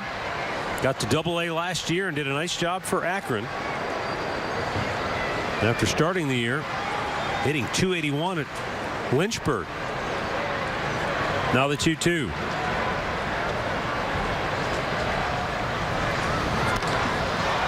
Pop foul.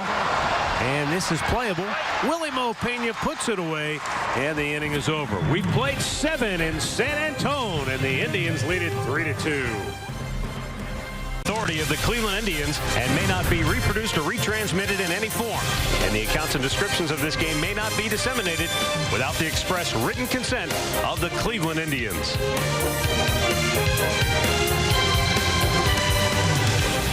All kinds of changes for the Texas Rangers defensively. The only starter still on the ball game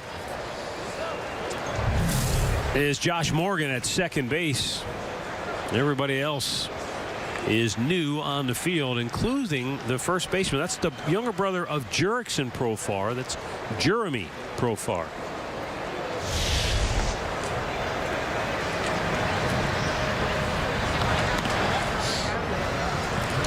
Isaiah Kiner Falefa is at third base.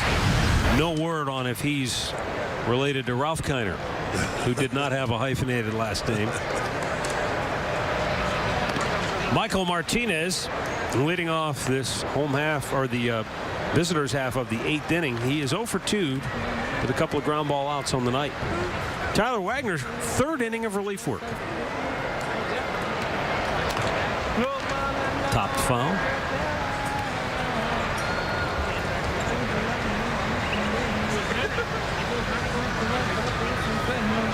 Steve Buechele, former infielder with the Rangers, also spent time later in his career with Jim Leyland and the Pirates. Played in some postseason games there. 2-1. Was he a young player when you were finishing your career, or were you already gone when he came up? You remember? I got to see what his first year was, and I'll let you know. I was thinking he had to be around the late 80s. Well, I remember, but I've been broadcasting for so long I can't remember what his first time was, to be honest. Ground ball to first. Profar, nice play and a good flip to first to retire the speedy Michael Martinez. So Jeremy Profar with a nice play on the move. He's a big kid. Good backhanded snag. Yeah. Gets up and throws from his knees and just a little bit behind him. So a nice play also by Wagner.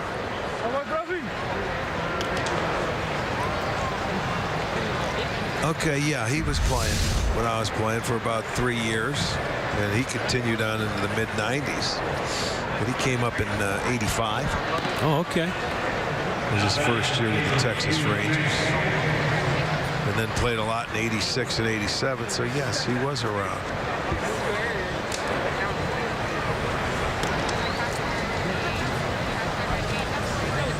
This is Eric Stamet's spot in the batting order, but this is Yu Chang getting an opportunity to bat for the Indians last year at A-ball. He's only 21 years old, out of Taiwan.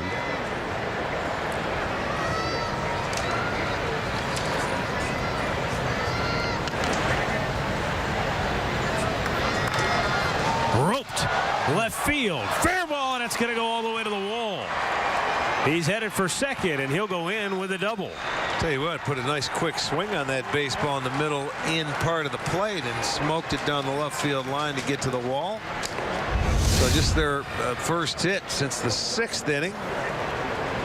Rick Chang was one of the guys, at least reportedly, when the Indians had the trade in place to acquire Lucroy? Jonathan Lucroy from Milwaukee. He was one of the guys going in that trade. Okay.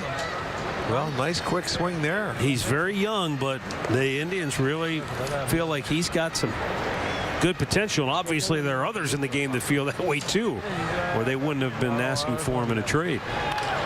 There's a ground ball to short, fielded by De Leon, and he'll throw out Brandon Guyer 2 away.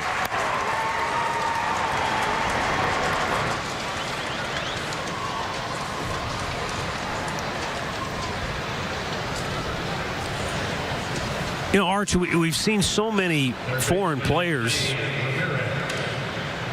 I hate that term. International players impact Major League Baseball over the years, and in particular here recently. And it's been surprising to me for as many years as we saw Taiwan so dominant in Little League Baseball, right, that we haven't seen more Taiwanese players, come over and get to the major leagues. But maybe Chang is the guy that's going to lead the way. Internationally speaking, it used to be most of them would come from Japan originally. Yeah. But they are coming from all over the place now. Baseball is certainly growing. The international game is intact. That's why Major League Baseball loves the WBC. Thinks it really brings a lot of flavor for baseball around the globe. Yeah. It's just, it's a hard time to try and find it, to fit it in. Other than maybe soccer, there probably isn't a professional sport that has more international players involved. You think of football, there's not many nationalities involved in football. Basketball, there's some, but not as many, I don't think, as you see in baseball. That's true. Well, for basketball, a lot of the times you need the height. I know in hockey there are a lot of European players that have impacted the game. That's true. Hockey. But not many from South America. So, I mean, I think baseball is getting... You have to have ice to skate. That's a good point. Tough to get those rinks down there when it's 90 every day. Well, hey, they have a team in Arizona, that skates, so I guess they could do it. 3-1 count for Jose Ramirez, trying to deliver a 2-out RBI hit. That was his specialty a year ago. Instead, here he bounces it right to De Leon, and the side is retired. We'll head to the bottom of the 8th. It remains 3-2 Cleveland. Send it down to Andre. Let's see if these two old high school running backs can get through an interview without talking about their glory days. No glory days talk, but for you, Brandon, it got to be nice to get out in center field and get 4 at-bats. How do you feel right now? How the legs feel? They're good, man. The Tampa days, I'm kind of used to the turf a little bit, but nah, man, it's just good to be out here, play in the close to 9 innings, get 4 at-bats, and with this interesting environment, to say the least. So. Did you tell Jose to do that? I don't know if he would have understood it, but no. But yeah, it is cool, man. For you want to show these guys that you can play center field, that you can play multiple positions. You get out there in this big outfield and no balls were hit to you. Isn't that how it works? Yeah, that's the thing. I was hoping to get some more balls. I got a ground ball. I thought for sure with that short porch I would get a little more work, but hey, what can you do? For you and I have talked about this throughout camp. Come on through, Jose. I think Jose's going to come through as many times as he can. But we've talked about this camp, and this is an opportunity for you to show this Indians team all the things that you can do after coming over last year. How important is that to you? Yeah. I mean, for me, it was just important. It stunk that I came in with a little hamstring thing, but it was important just to get that healthy. And, when I'm healthy, I know what I can do, man. I can perform, and I can do anything on the field. But it's just a matter of getting reps and getting back comfortable out there, getting my legs underneath me. I'm close to doing it, and I'm just happy to be playing baseball again. Did you think about going out and getting on that drum set at any point in time during the game? That's not my thing. It is kind of enticing. I was actually hoping to, with that short wall there, hopefully rob a home run or something, but didn't get that chance. But Smash Mouth should be interesting later. You like you're going to stay and see it. Yeah, we'll see about that. We appreciate the time, man. Have a good one. All right, man. Thank you. All right, back up to you, Matt. Thanks, Andre. Smash Mouth going to perform after the ball game tonight for the crowd here. You staying to watch it? I'm not. Okay. I have nothing against Smash Mouth, but No, I thought you and Murph were going to stay and watch it. quick turnaround. We'll be back That there is bright and true. early. That'll be, let's see, 3 o'clock Eastern time tomorrow. Our game time as we wrap up this 2-game big league weekend series in San Antonio.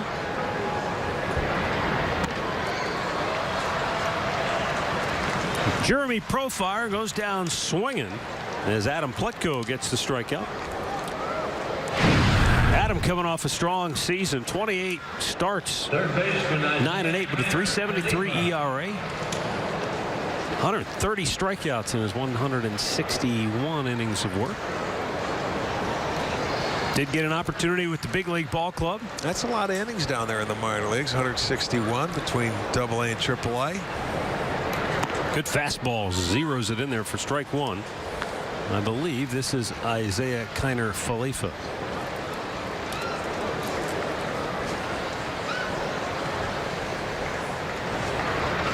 Swung out and missed. I was giving Andre a little grief there because he was a very good high school football running back. And Brandon Geyer played high school football in Virginia. He scored 7 touchdowns in a game his senior year on homecoming night. Nice. How about that? And he said we needed all 7 of them. He said it was one of those shootouts. It was back and forth. Pletko with another strikeout. 2 up, 2 down here in the 8th. And this young man is starting to open some eyes the way he's been throwing the ball.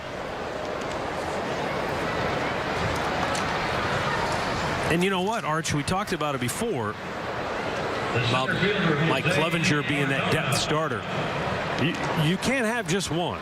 You're going to need more than one depth starter during the course of the season. Yes. And we don't know long-term what Cody Anderson's situation is. And so here's Adam Pletko showing that at 25 years of age, 26 years of age, he's ready to be a guy they can count on if needed. And he won't turn 26 till the last weekend of the season.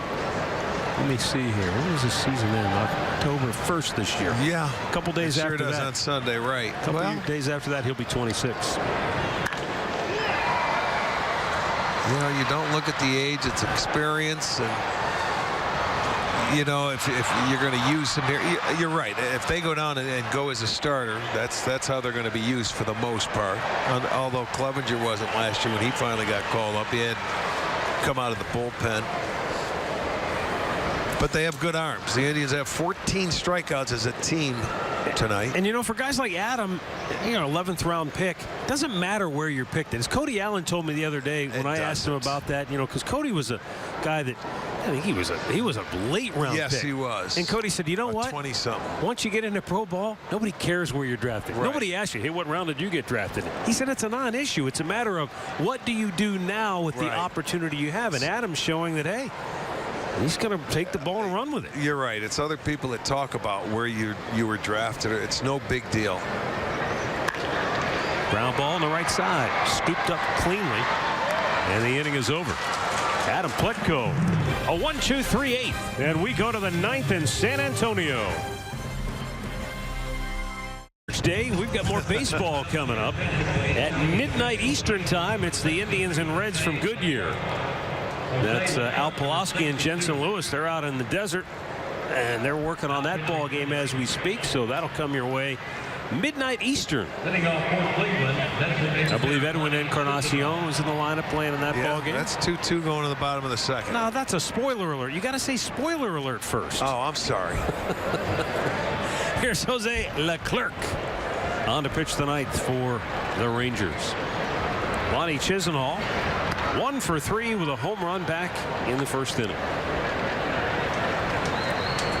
If you tuned in late, Indians got back-to-back solo homers from Lonnie and Abe Almonte in the first. Another solo homer from Eric Kratz in the second. And that's all, folks. Rangers got 2 runs in the third on just a couple of odd hits. This is a football stadium converted for baseball. And that's been all. I mean, the pitching has really been terrific on both sides tonight. As Chisenhall fouls one back, 1 ball and 2 strikes. Okay, we've just been informed it'll be 11 o'clock Eastern time. I was going to say, if it's 12 o'clock, they started early. So 11 o'clock Eastern time for the Indians-Reds game. Ouch. I thought it hit Lonnie, but it didn't. It crossed up the catcher. Yeah, I don't know if he got any leather on it. He was thinking like it was a breaking ball, and yep. I think it was a fastball. He's You're right. like, what are you doing? You're Yes. trying to kill me back here. Exactly right. Crossed up. He's looking for a breaking ball, and he gets the fastball. Uh-oh. You better get it straight.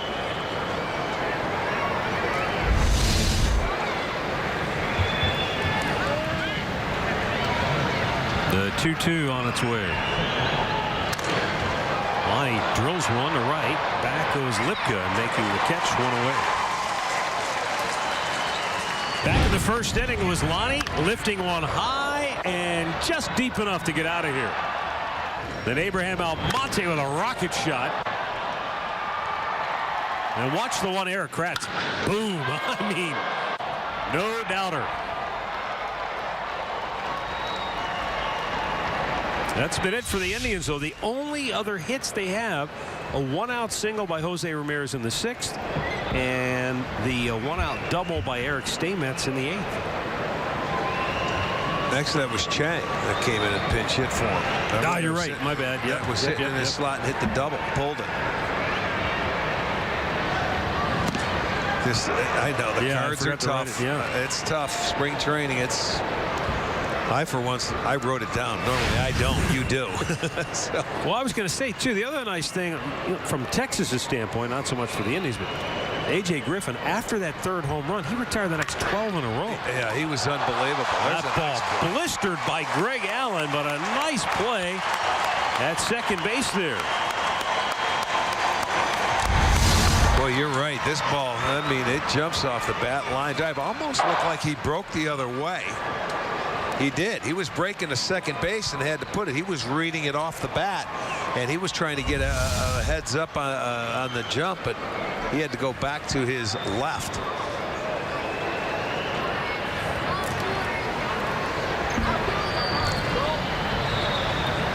So after Greg Allen is retired,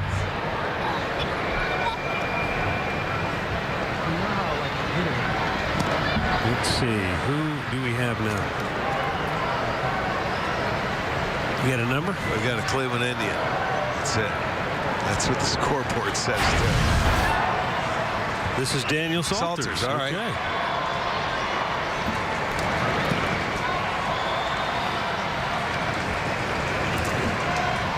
So he went into Chris Colabello's spot in the order, the first baseman. That's why I was not sure who it was.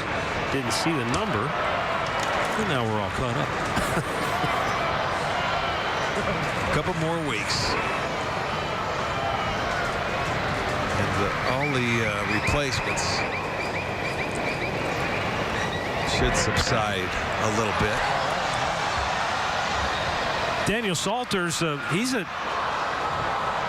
got plenty of experience here in the Lone Star State. He went to Dallas Baptist. He was born in Tennessee. He makes his home in Oklahoma. Went to school in Dallas. But last year, I didn't know you were allowed to do that. Grow up in Oklahoma and go to school in Dallas. I thought that's against the rules. Oh no, they come. Are you kidding me? They flock All's over the fair border. in love and war. I guess it is. Oklahoma and Texas. Fouling it back. Salter started last year at Lynchburg. Hit .281 in 48 games played. Then got moved up to AA Akron. Played 38 games with the Arrows, a homer, 17 runs batted in at 9 doubles.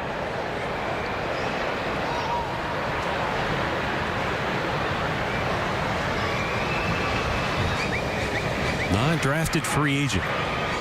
2-2 pitch. And a swing and a miss to end the inning. Indians go in order. We go to the bottom of the ninth in San Antonio with the Tribe on top 3-2. Cleveland. Adam Plutko worked the 1-2-3 eighth inning, and he'll stay on to try and finish it off.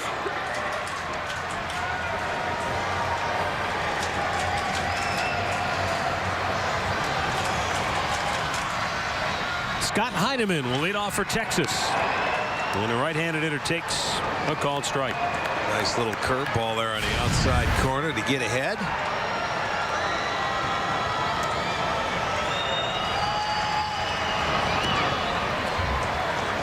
Try to get him to chase. No dice. 1-1.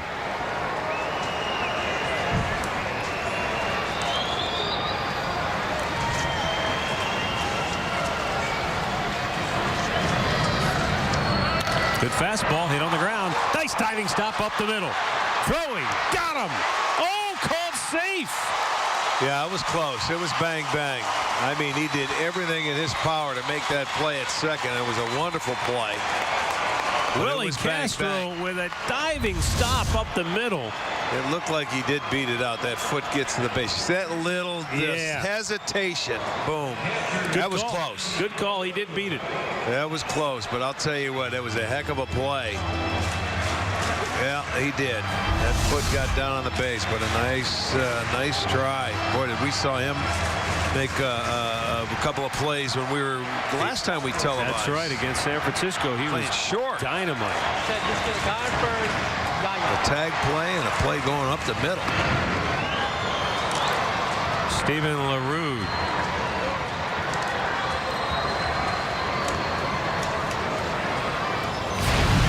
What was it?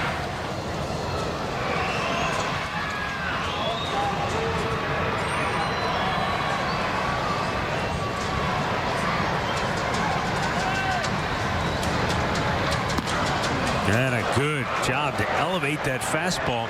You and I were talking about this earlier today. You say not as many hitters nowadays like the high fastball compared to maybe in the 60s and the 70s. They don't call a high fastball anymore. They don't call a fastball above the belt. So hitters just look down in the zone. They don't swing at it. It used to be when they called a strike above the belt, or they'd call it to the letters. You were close to it when we played. Nice diving stop by Chang. Goes to second for the force there. And that's a big out number one and a dynamite play by Yu Chang. These two guys playing the field right now just made some nice plays. This stops a base hit. He's playing a double play depth, and he ranges to his right, but he gets the ball. Make sure you get the first one, and they did. They couldn't turn it. So they get their first out on a nice 6-4 fielder's choice. But getting back to the high fastball, guys don't swing it at it anymore. So when if you get on top of it, that's why it's rare to see a guy get on top of a high fastball, because they don't swing at them. Don't swing on what you don't have to swing at, right? We're our last game we televised, someone jumped on that high fastball and hit a ball in a gap, and I forgot who it was, but I mean, I was impressed. Because you just don't see it very often. That was Mejia, if you remember, the double. Right. Remember, he got a fastball up and out over the plate, and he smoked it to right center field. I'm thinking, there's a young kid. He got on top of a high fastball. And Francisco Mejia has had a terrific camp. Now, he was just optioned back to the minor leagues. Right. Terry Francona said, that's for defense. He said, this kid's got a chance, though. I mean, he's not that far away. He's got to work on his defensive skills and how to call a game and handle pitchers and things like that in sequence. 1-0 pitch. Pops back.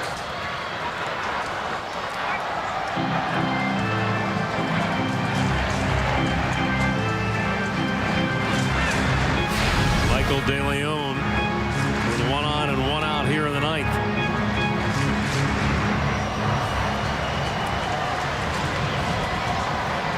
Tell you what, Arch, we've already seen with Chang and Willie Castro a couple of really good looking young players. I mean, they're a ways away in terms of their age and experience level, but wow, exciting to see what these guys can both do. We don't get a chance to see these guys at all, and even if they are called up, if they may not have an opportunity to make any plays out there, but Boy, on back-to-back. Here we go again. Turn it, turn it.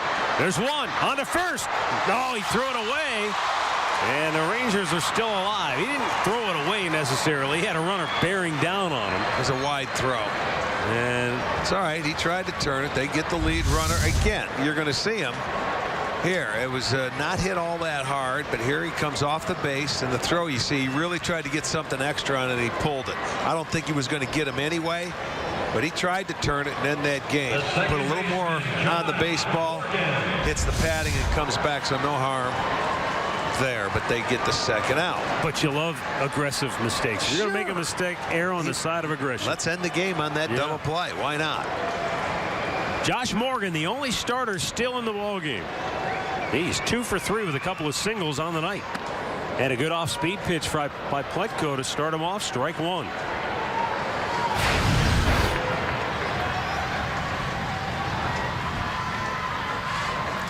Indians leading it by one run here in the ninth, with 2 down and a runner aboard for Texas.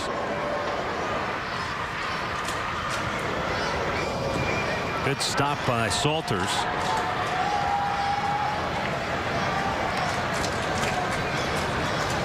The Alamo Dome in San Antonio.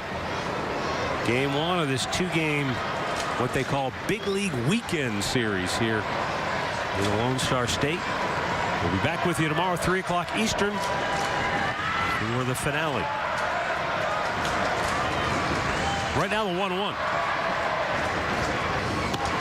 Good pitch. I'll tell you one thing, Pletko has pounded the strike zone. He's thrown 25 pitches. I don't know what the breakdown is, but I would. Yeah, he's been good. He's thrown the ball well.